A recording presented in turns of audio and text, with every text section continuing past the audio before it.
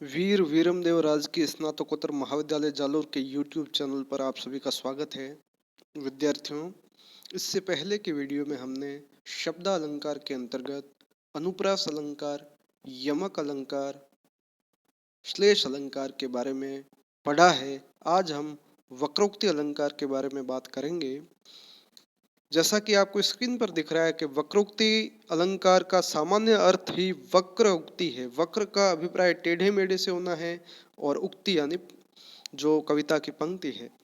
वक्रोक्ति अलंकार की परिभाषा है कि जहां पर श्लेष अर्थ वाले शब्द से या कंठ की विशेष ध्वनि के कारण प्रत्यक्ष अर्थ के स्थान पर अन्य अर्थ कल्पित किया जाए, वहां वक्रोक्ति होती है। अर्थात आपको कोई बात कही जाती है, जो सुनने में जो बात है वो प्रत्यक्ष की जगह है, जो उसका आप है जो अन्य अर्थ निकालते हैं। जहाँ वक्र अर्थ निकाला जाता है वहाँ वक्रोक्ति अलंकार होता है। और यह वक्रोक्ति दो प्रकार की होती है, श्लेष और काकू।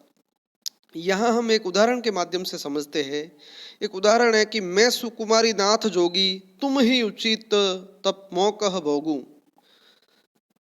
यहाँ नाथ जोगी इस पंक्ति के यदि पृष्ठभूमि में जाते हैं तो सीता श्री राम को कहती है कि वन में जाने का अधिकार सिर्फ आपको ही है, क्योंकि आप नाथ है, आप नाथ है, आप मेरे स्वामी हैं, आपको ही अधिकार है, मैं तब क्यों भोगूं।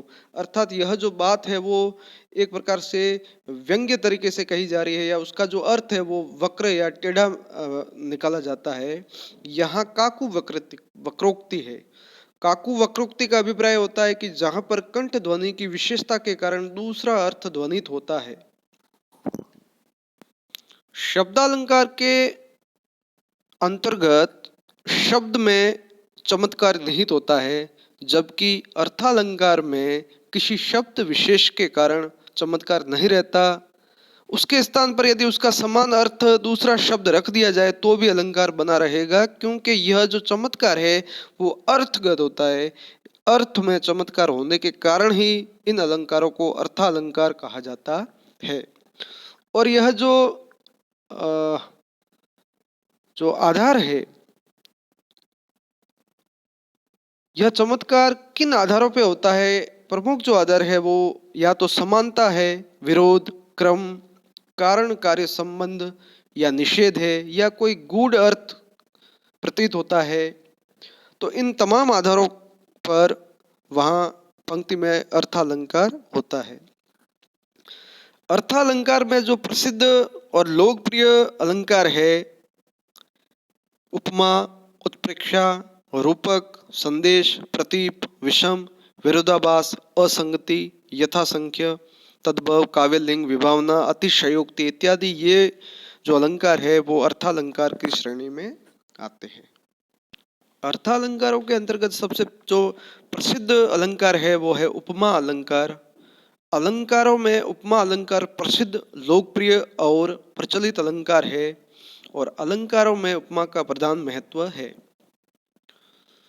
उपमा अलंकार की परिभाषा के अंतर्गत जहां पर किसी वस्तु की रूप गुण संबंधी विशेषता स्पष्ट करने के लिए उसी के समान दूसरी परिचित वस्तु से जिसमें वे तमाम विशेषताएं उपस्थित हो, इन दोनों ही वस्तुओं की जब हम समानता करेंगे वहां उपमा अलंकार होता है।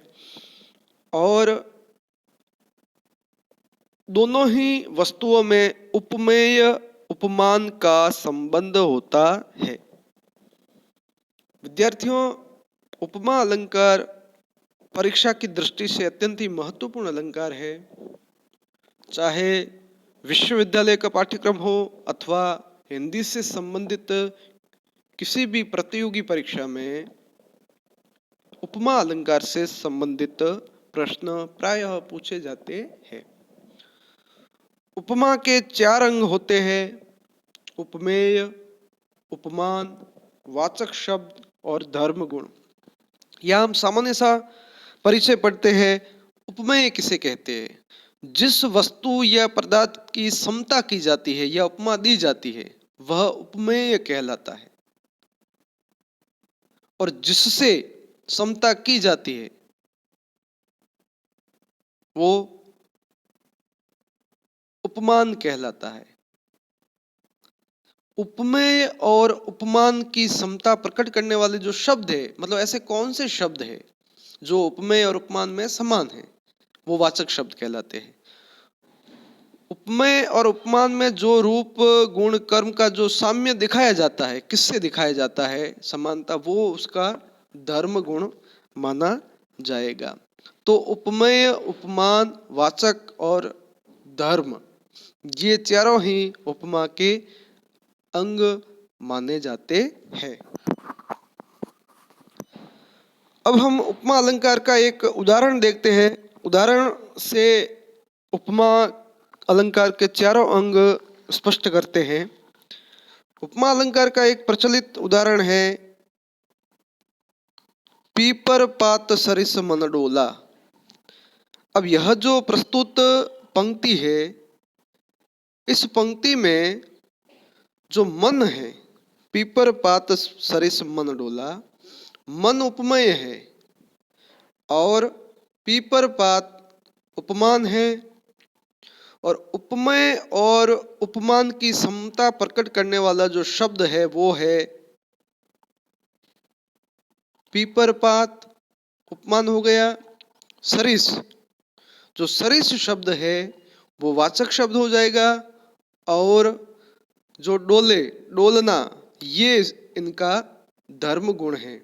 अर्थात समझने की बात यह है कि पीपर पात सरिस मन डोला में उपमेय है, उपमान है, वाचक है और धर्म गुण है। अब ये चारों ही अंग जहाँ पर होते हैं तो वो उपमा का पूर्णोपमा कहलाता है। अर्थात उपमा के चारों अंग प्रत्यक्ष रूप में जहाँ उपस्थित होते हैं तो उसे पूर्णोपमा कहते हैं। और इन अंगों में यदि एक भी लुप्त हो जाता है तो वो लुप्तोपमा होती है। जैसे उपमेय लुप्ता हो सकती है, उपमान लुप्ता हो सकती है, वाचक लुप्ता हो सकती है और धर्म लुप्ता हो सकती है। तो इस तरीके से इस उदाहरण के माध्यम से हमने यह पढ़ा है कि उपमा के जो चार अंग है, प्रमुख अंग है, उपमेय, उपमान, वाचक और धर्म गुण, ये चारों ही अंग जिस पंक्ति में या जिस जहाँ पर उपमा में मौजूद रहते हैं तो वो हो जाती है पूर्णोपमा। और इनमें से यदि एक भी अंग लुप्त होता है तो उसे हम कहेंगे लुप्तोपमा। तो इस तरीके से हमने आज यह अलंकार पढ़े हैं। अगले वीडियो में अर्थालंकार से संबंधित जो महत्वपूर्ण अलंकार है उस संबंध में हम और अधिक विस्तार से बात करेंगे। आप सभी के लिए शुभकामनाएं। बहुत बहुत धन्यवाद।